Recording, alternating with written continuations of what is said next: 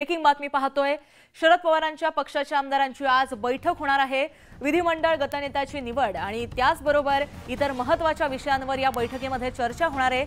दुपारी 3 वाजता मुंबईतल्या बेलाड इस्टेट इथल्या कार्यालयामध्ये ही बैठक पार पडणार आहे। बैठकीला जयंत पाटलांसह राष्ट्रवादीचे आमदार आणि मुख्य नेते उपस्थित राहणार असल्याचं समजतंय। तर गटनेता पदासाठी जयंत पाटील, जितेंद्र आव्हाड यांची नावं चर्चेत असल्याची माहिती समोर आली आहे।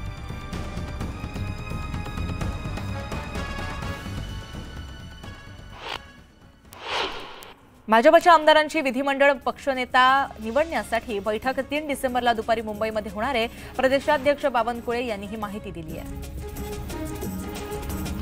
महाराष्ट्रातील नव्या सरकारचा आझाद मैदानावर शपथविधी होईल अशी माहिती भाजपचे प्रदेशाध्यक्ष चंद्रशेखर बावनकुळे यांनी दिली। पंतप्रधान मोदींच्या उपस्थितीमध्ये 5 डिसेंबरला संध्याकाळी 5 वाजता शपथविधी पार पडेल। बावनकुळेंच्या ट्विटनंतर न्यूज 18 लोकमतच्या बातमीवर शिक्कामोर्तब झालाय।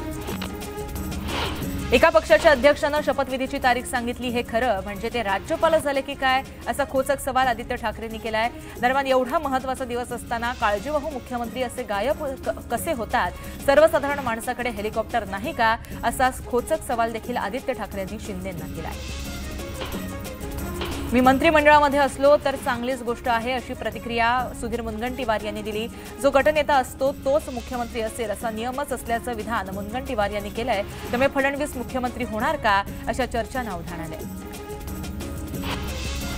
फडणवीसच मुख्यमंत्री व्हावेत अशी आमची इच्छा आहे, अशी प्रतिक्रिया प्रवीण दरेकरांनी दिली। तिघांच्या समन्वयातूनच मुख्यमंत्रीपदाचा निर्णय होईल असं देखील दरेकर म्हणाले।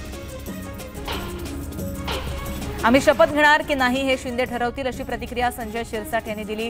तसंच एकनाथ शिंदे हिताचे निर्णय घेतील असं सुद्धा शिरसाट म्हणाले।